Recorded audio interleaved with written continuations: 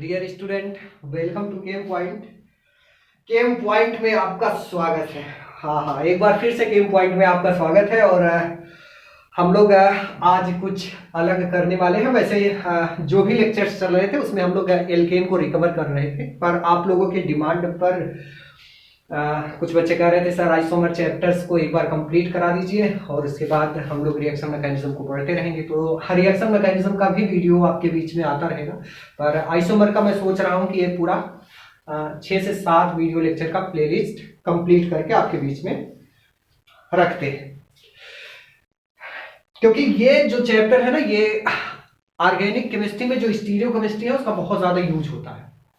तो अगर stereo chemistry आपको नहीं आता तो रिएक्शन मैकेनिज्म में आप उलट जाएंगे। हाँ, आप उल्टे ना बढ़िया बढ़िया क्वेश्चन तोड़े जो जेई और नीट के क्वेश्चन है, जो प्रॉब्लम्स है, हम लोग इसलिए उसको सॉल्व कर पाए। इसलिए स्टीरियो केमिस्ट्री पढ़ना मोस्ट इंपॉर्टेंट है। तो आज के लेक्चर्स में आइसोमर स्टार्ट कर रहे हैं। फिर से मैं आपको बोल दूं कि आइसोमर में ज्यादा टाइम नहीं लेंगे हम लोग। स्ट्रक्चरल आइसोमर जो पार्ट है वो काफी इजी है। ज्यादातर वर्क हम लोगों को स्टीरियो आइसोमर में करना है। मैं ये सोच रहा हूँ कि ये जो कंप्लीट आइसोमर चैप्टर है इसको ज्यादा से ज्यादा 6 से 7 वीडियो लेक्चर्स में कवर कर ले। और वीडियो थोड़ा लॉन्ग होगा क्योंकि हम लोग A to Z इसमें जितनी थियरी है और जितने अच्छे अच्छे क्वेश्चन हैं सब प्रैक्टिस करने वाले हैं। तो सो आई होप कि आप लोग सब अच्छे होंगे, मस्त होंगे और अपने एग्जाम का प्रिपरेशन भी कर रहे होंगे। तो क्या करिए कि इस चैप्टर को चलिए स्टार्ट करते हैं। हमारे साथ साथ आप भी पढ़िए लिखिए और आगे की तरफ बढ़िए। देखिए, आइसोमेरिज जो चैप्टर है इसको 2 पार्ट में मैंने क्लासिफाई कर रखा है। मैंने नहीं क्लासिफाई कर रखा है, जिन्होंने केमिस्ट्री को राइट किया है उन्होंने 2 चैप्टर में इसको क्लासिफाई कर रखा है।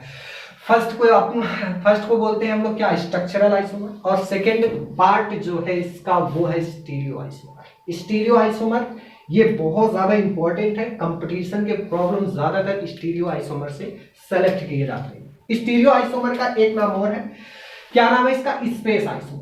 आप स्पेस बोलिए या फिर स्टीरियो बोलिए, क्योंकि इनके जो एटम्स या मॉलिक्यूल का अरेंजमेंट होता है वो 3 डायमेंशनल इन स्पेस होता है। इस वजह से हम लोग इसको स्पेस आइसोमर भी बोलते हैं।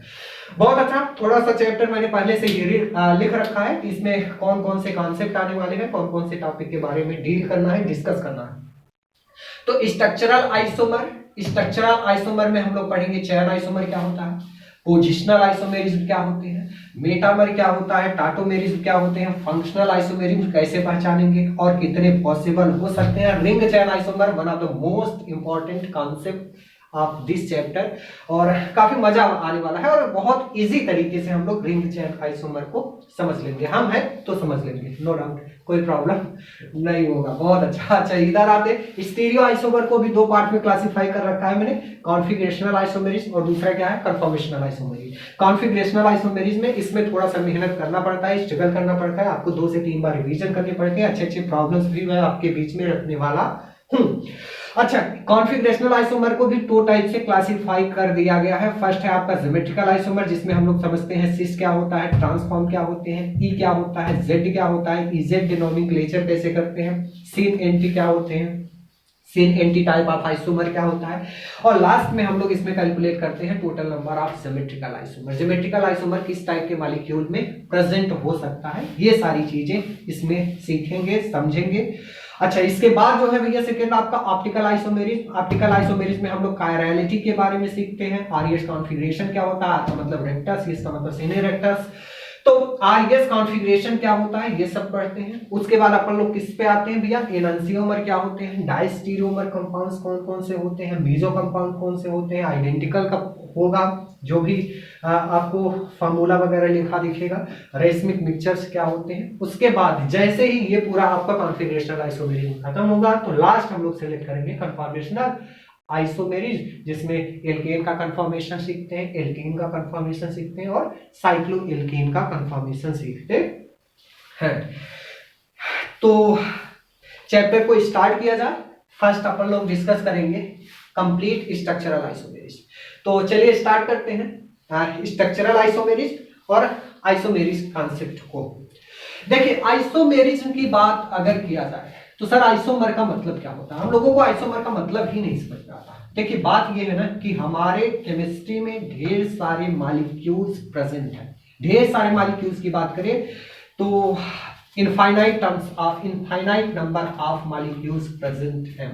करोड़ों लाखों की संख्या में मॉलिक्यूल प्रेजेंट है और उन्हीं करोड़ों लाखों मॉलिक्यूल्स में से कुछ मॉलिक्यूल ऐसे होते हैं जिनके molecular formula as it is same होते हैं, लेकिन उनका जो प्रॉपर्टी वगैरह होता है वो डिफरेंट होता है।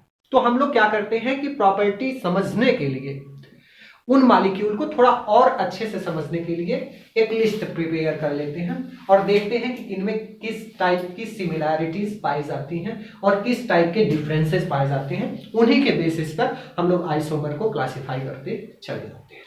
आइसोमर का मतलब क्या है कि मॉलिक्यूलर फार्मूला सेम होगा। मॉलिक्यूलर फार्मूला सेम होगा, जो भी आपको दिया जाएगा कंपाउंड, उनका मॉलिक्यूलर फार्मूला क्या होगा बाबू? सेम होगा। और डिफरेंट क्या होगा? डिफरेंट होगा इनकी प्रॉपर्टी। सब प्रॉपर्टी डिफर होगा इनकी प्रॉपर्टीज।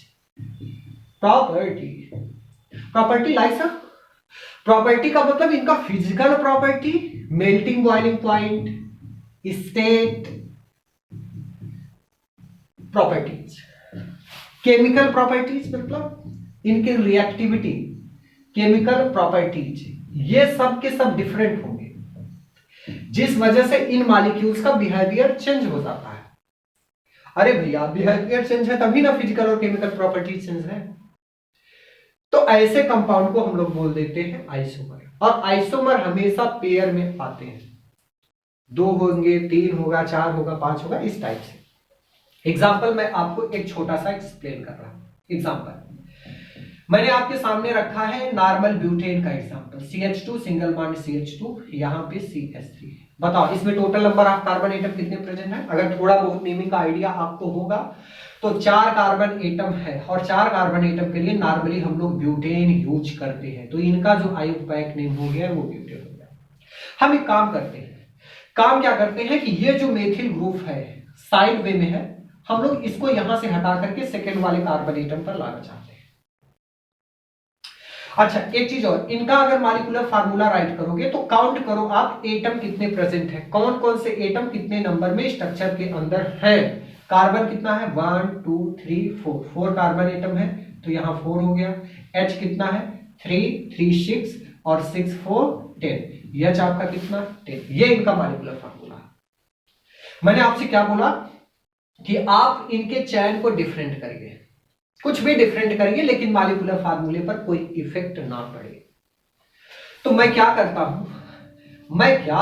हूं कि यहां से एक हाइड्रोजन कम कर दें और इसके जगह पे क्या लगा दे? CH3। जो हाइड्रोजन आपने कम किया है वो इस वाले कार्बन एटम को दे दीजिए, मतलब यहां भी हो जाएगा CH3। ओके, इतना समझ आया? हाँ सर समझ आया।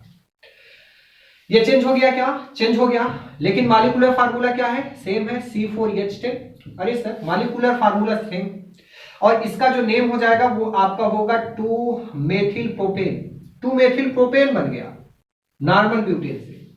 केवल मेथिल ग्रुप को इधर से उधर करने से, ब्रांच को चेंज करने से, सब्स्टिट्यूएंट्स जो है, सब्स्टिट्यूएंट्स तो इसमें आ गया, इसमें फिलहाल है नहीं, कोई साइड चेन नहीं, एक साइड चेन इधर से ला करके यहां पे ऐड कर देने से ये स्ट्रक्चर फॉर्म हो गया।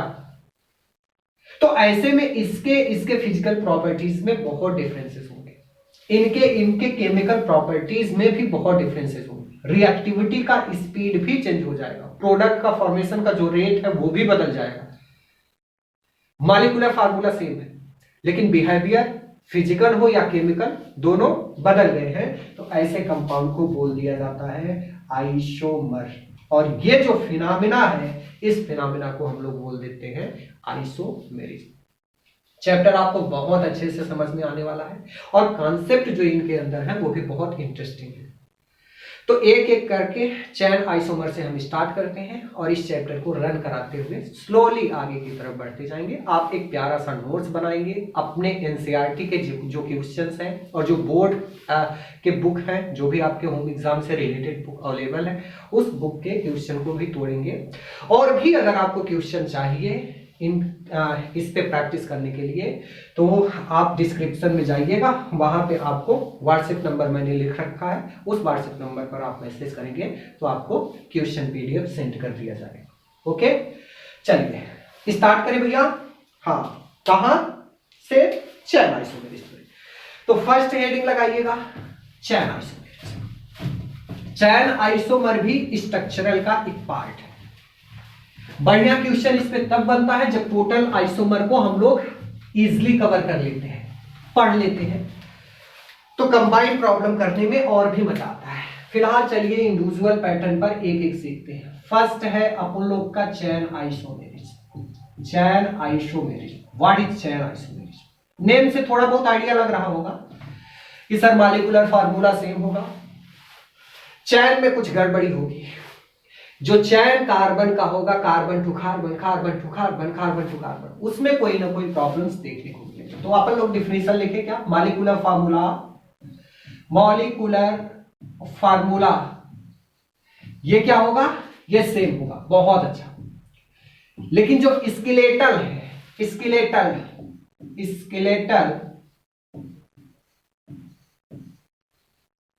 ये क्या होगा? डिफरेंट होगा।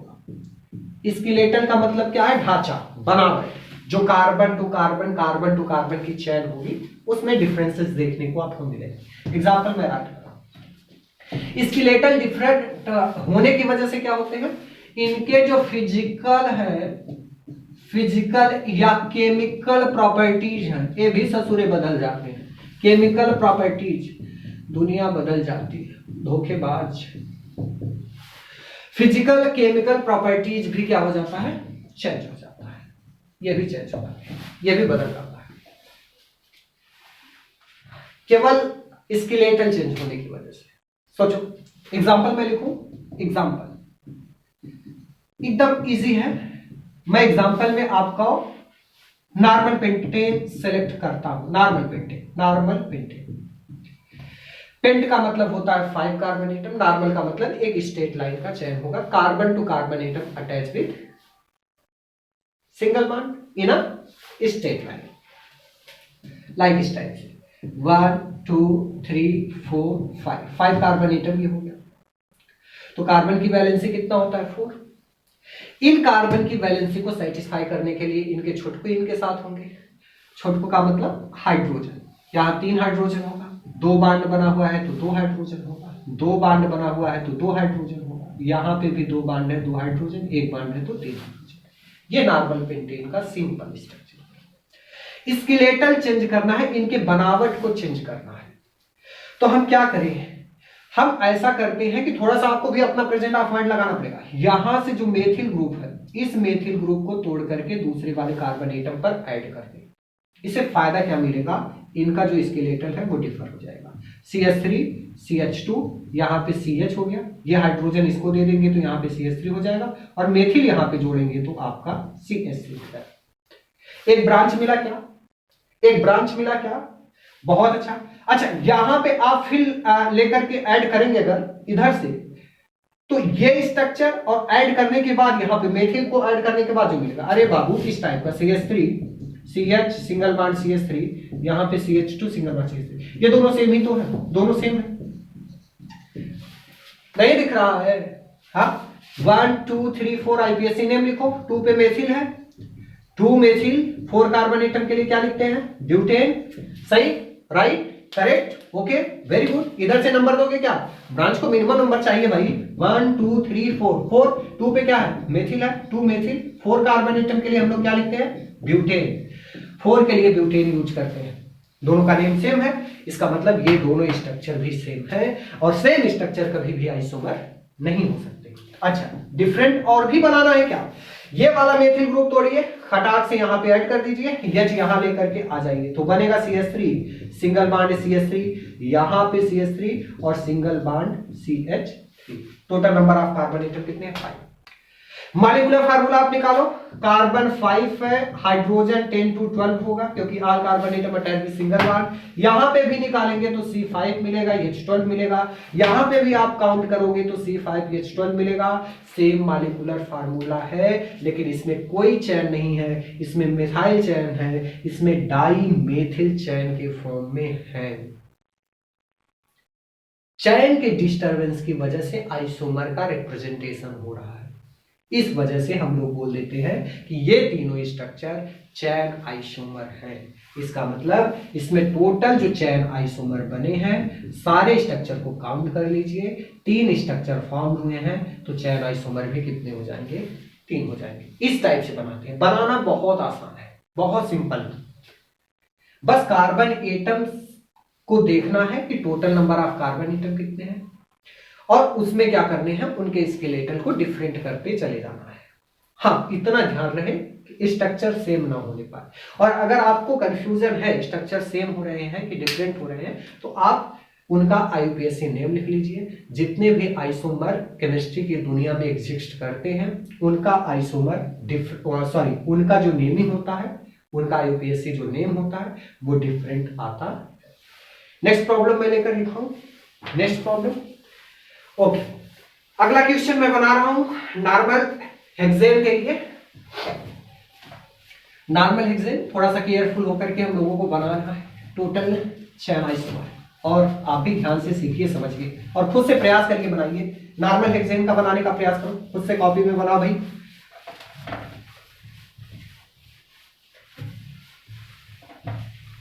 चलिए, okay. Normal hexane, next example है नॉर्मल हेक्सेन। हेक्सेन का मतलब कितना carbon atom? 6 carbon atom. 6 carbon atom का मैं चेन बनाऊं। आप फर्स्ट स्टेट लाइन का चेन बनाइए, CH3 CH2 CH2 CH2, ऐसे कितने कार्बन हो गए? 4 5 6, 1 2 3 4 5। वाह, क्या बात है। टोटल कार्बन एटम 6 है ना। अब इनके चैन को डिफरेंट करना है, चैन को डिफरेंट करना है। ऐसा करते हैं कि ये मेथिल ग्रुप तोड़ करके दूसरे वाले पर छोड़ देते हैं। ऐड करने से न्यू स्ट्रक्चर आपको कुछ इस फॉर्म में दिखेगा, ऐसे सिंगल बॉन्ड CH3, यहां पे होगा CH3। एक बार मैं और शिफ्ट करा सकता हूं क्या? बिल्कुल डिफरेंट आएगा। आप एकदम शिफ्ट करा सकते हैं। CH2 यहां पे CH3, एक H तो रहेगा ही रहेगा, CH2 सिंगल बॉन्ड CH3। ये तो बन गए 3। अच्छा, एक मेथिल ग्रुप और ले लीजिए। एक मेथिल ग्रुप और ले ले तो ऐसे हो जाएगा CH3 CH CH3 single bond CH CH3, और यहां पे क्या हो जाएगा? CH। अच्छा, एक ही बार ऐड कर सकते हैं, ऐसा भी हो सकता है CH3 CH3। थोड़ा ध्यान से देखो जरा, ऐसे भी ऐड कर सकते हैं हम, सिंगल बॉन्ड CH3। तो 3 3 6, सब में कार्बन एटम 6 है, हाइड्रोजन भी सेम है 14। मॉलिक्यूलर फार्मूला सबका सेम है, लेकिन इसमें कोई चैन नहीं है, इसमें एक चैन है, इसमें एक इथाइल चैन है, एक मेथिल चैन है। देखो भैया, ये मेथिल का चैन है, इसमें कोई चैन नहीं है। इसमें एथिल चैन है, ये मेथिल चैन है, डिफरेंट है। इसमें देखो 3 या 2 मिथाइल चैन आ गया, और यहाँ पे एक ही कार्बन एटम पे 2 चैन डिफरेंट है, स्केलेटल डिफरेंट है। इसका मतलब ये सब के सब पेयर ऑफ स्ट्रक्चर क्या है? चैन आइसोमर को रिप्रेजेंट कर रहे हैं। तो चैन आइसोमर टोटल कितना बना है? काउंट कर लीजिए, 5। तो नॉर्मल हेक्सेन के 5 चैन आइसोमर पॉसिबल। अगर आप IUPAC नेम लिखना चाहते हैं तो इनका तो हेक्सेन होगा, आपको पता ही पता है। 2 पे मेथिल लगा है तो आप लिख सकते हैं 2 मेथिल 5 कार्बन एटम के लिए पेंटेन। क्या बात है। IUPAC नेम वैसे भी बहुत इजी होता है। 3 पे लग गया तो 3 मिथाइल पेंटेन हो गया, 3 मेथिल पेंटेन। रख हौसला, वो मंजर भी आएगा, प्यासे के पास चलकर समुंदर भी आएगा। ना बैठ थक करे मंजिल के मुसाफिर, मंजिल भी मिलेगी और मिलने का मजा भी आएगा। क्या बात है। आप भी स्ट्रगल करते रहिए, और आपके साथ साथ हम भी आपका सपोर्ट करने के लिए अब तो आ ही गए हैं। 2 डाई मेथिल, हौसला ना हारिए। सपना बड़ा देखे हो तो मेहनत भी उसी सपने के हिसाब से करना पड़ेगा। पॉजिटिव रहे और पॉजिटिव डायरेक्शन में वर्क करते रहे, खुद को मोटिवेट रखें। तो यहाँ पे क्या होगा भैया, ये 2 पे है, ये 3 पे है, तो 2 का 3 डाइमेथिल ब्यूटेन हो गया। 2 पे ही है, 2 टाइम ऑफ मेथिल, तो अपन लोग क्या लिखेंगे, 2 डाइमेथिल ब्यूटेन। बहुत अच्छा। कुछ प्रॉब्लम मैं आपको दूं प्रैक्टिस करने के लिए? मैं थोड़ा सा देख लूं वीडियो क्लियरली आ रहा है कि नहीं, आप नोट करते रहिए। वाह सर वाह, बहुत अच्छा, बहुत अच्छा दिख रहा है, गुड, कोई प्रॉब्लम नहीं।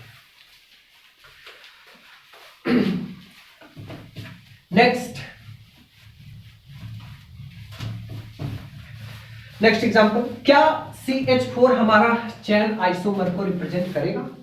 मैं आपसे बोलूं कि which is do not show chain isomerism, do not show, मैं जल्दबाजी में आ जाता हूं, do not show chain isomerism. कौन कौन से ऐसे हैं बाबू जो चैन आइसोमर को शो नहीं करेंगे?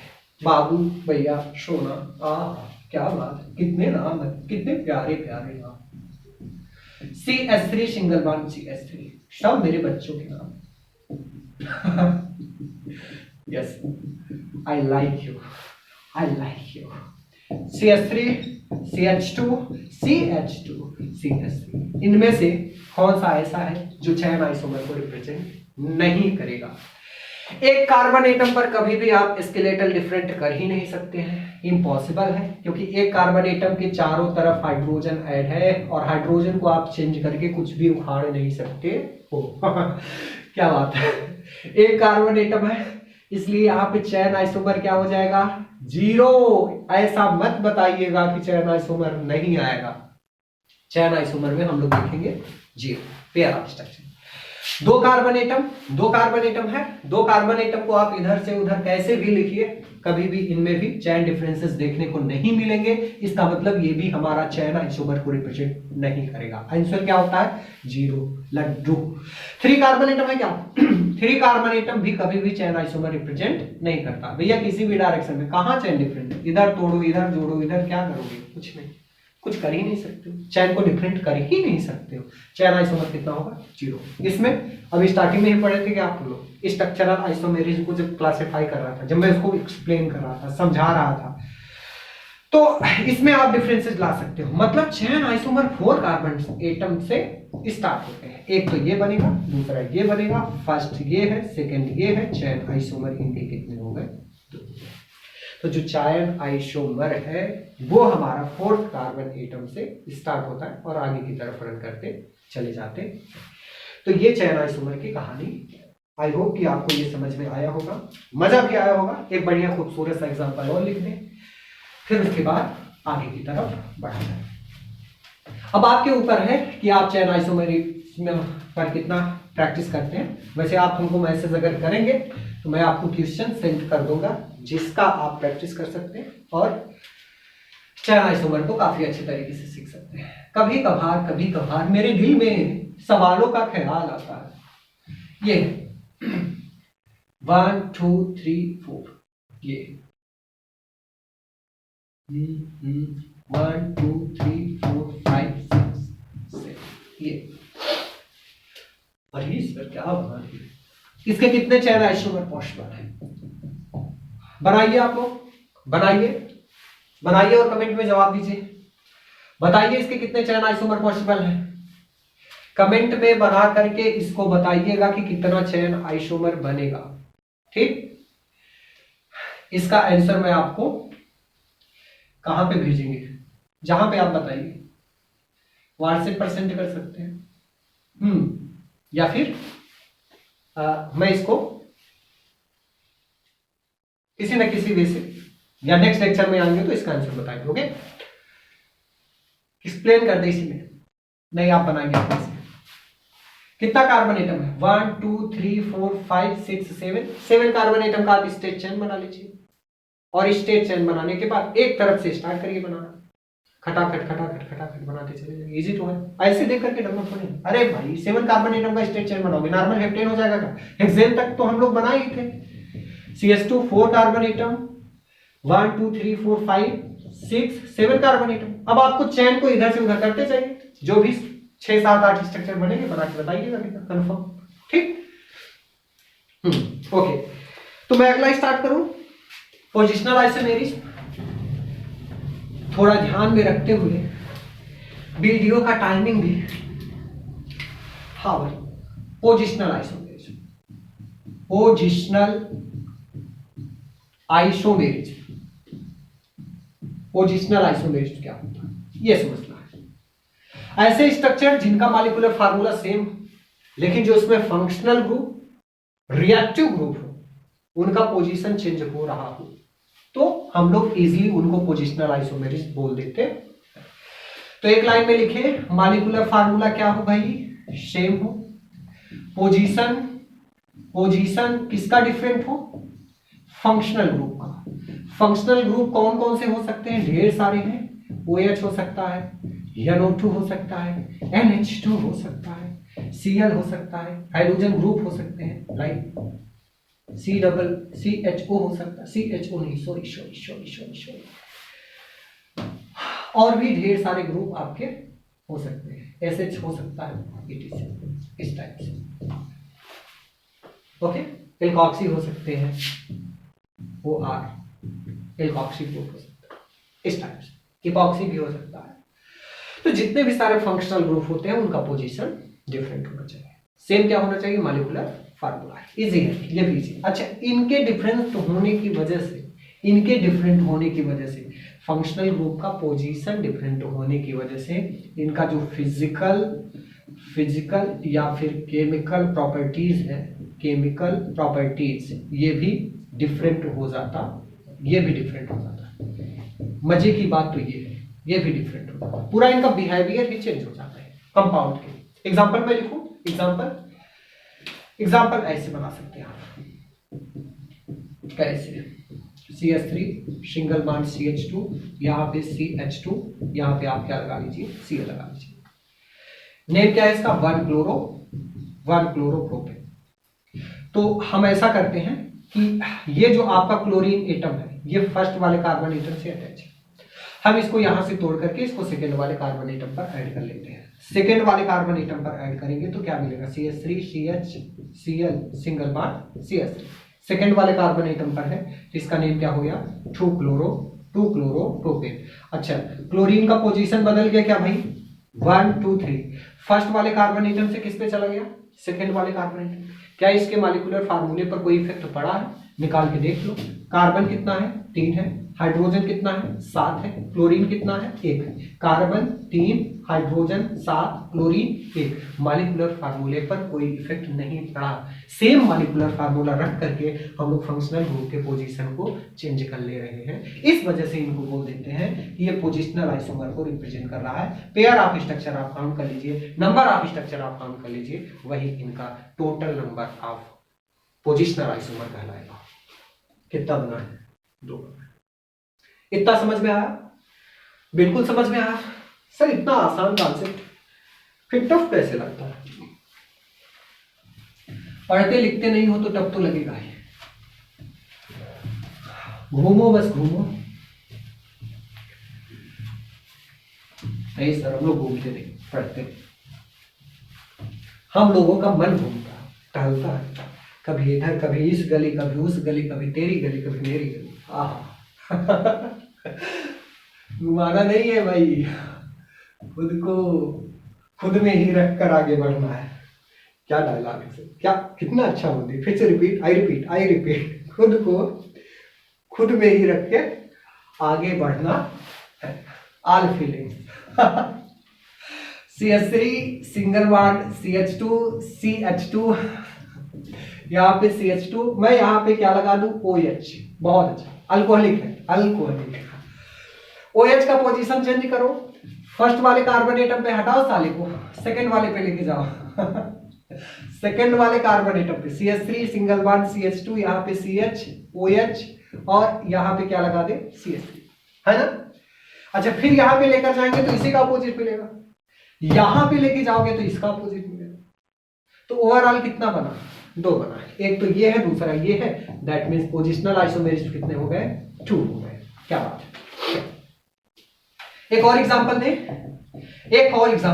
बढ़िया एग्जांपल है ये वाला। यहाँ पे मेथिल है और यहाँ पे मेथिल है, 1 1 सॉरी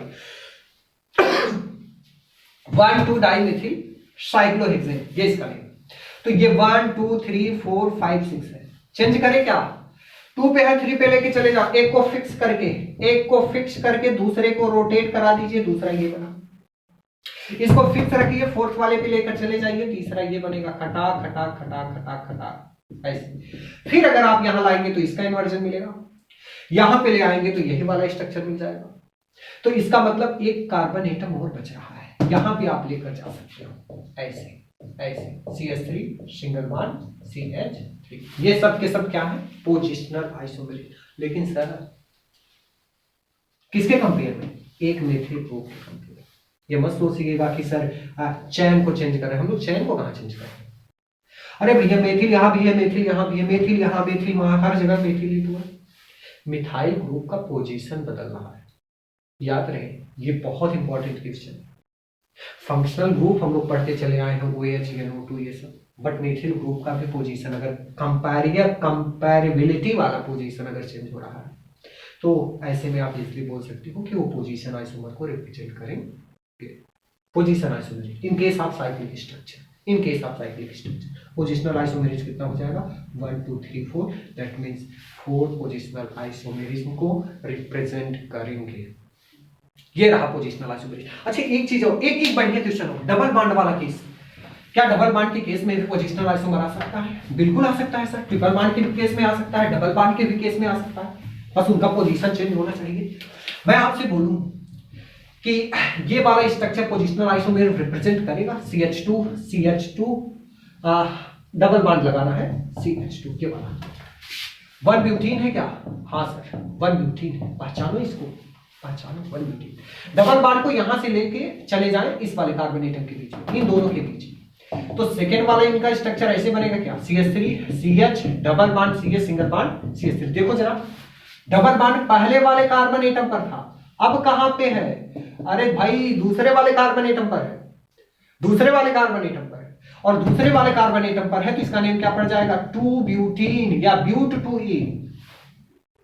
डबल बॉन्ड का पोजीशन चेंज हो गया, इसका मतलब ये हो गए positional isomerism pair of structure 2 बनेगा। एक ट्रिपल बॉन्ड वाला भी ले ले, ट्रिपल बॉन्ड वाला ऐसे CH3 CH2 CH2 CH2 C triple bond CH। ये आप एक बार चेंज कराएंगे तो अगला ऐसे बनेगा, CH3 CH2 यहाँ पे C ट्रिपल बॉन्ड CH3। फिर आप चेंज कराइए जरा, CH3 CH2 C triple bond CH2 CH3। इससे ज्यादा पॉसिबल नहीं, अब कॉपी मिलने लगेगा। तो फर्स्ट सेकेंड थर्ड इनके जो है पोजिशनल आइसोमेरिज कितने बने हैं भैया?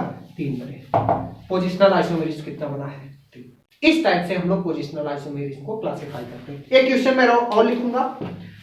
हाँ मैंने कहा ना कि हम लोगों को A to Z थियरी भी पढ़ना है और अच्छे खासे क्वेश्चंस भी सॉल्व करने हैं, तभी तो कॉन्सेप्ट, ऐसे फॉर्मेलिटी थोड़ी ना करना है कि पूरा थियरी कंप्लीट करा दीजिए सर और उसके बाद 1-2 एग्जांपल करा के, नहीं वो काम नहीं करना है। कॉन्सेप्ट समझ में आना चाहिए और क्वेश्चन की आप जितना ज्यादा प्रैक्टिस करेंगे आई होप उतना बढ़िया क्वेश्चन आपको समझ में, उतना बढ़िया उतना क्लियरली कॉन्सेप्ट आपको समझ में आता रहेगा। थोड़ा सा जुबान है फिसल जाता है, आगे पीछे होता रहता है, ओके, उससे कोई दिक्कत नहीं होना चाहिए सर, होगा तो ठीक। ये वाला OH यहाँ पे मैंने लगा दिया CH3। क्या ये भी पोजिशनल आइसोमेरिज को रिप्रेजेंट करेंगे? अगर हाँ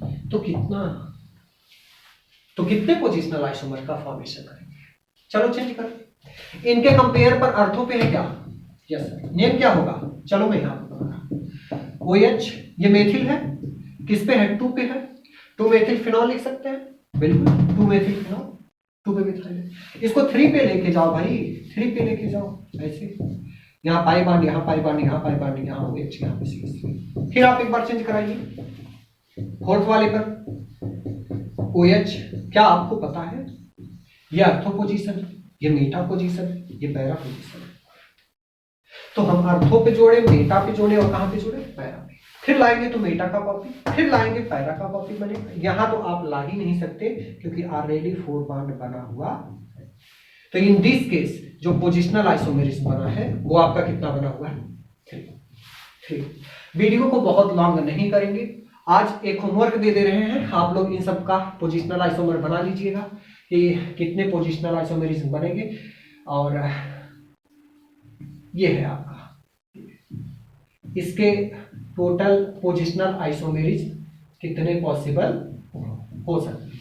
बढ़िया क्वेश्चन है, प्रैक्टिस करिएगा, जो भी बनेगा उसको बनाइएगा। और इसके आगे जो भी कॉन्सेप्ट है उसको हम लोग अगले लेक्चर्स में पढ़ेंगे, नहीं तो वीडियो काफी लॉन्ग हो जाएगा। ठीक है, आज के लिए इतना ही, इसके आगे नेक्स्ट क्लास में।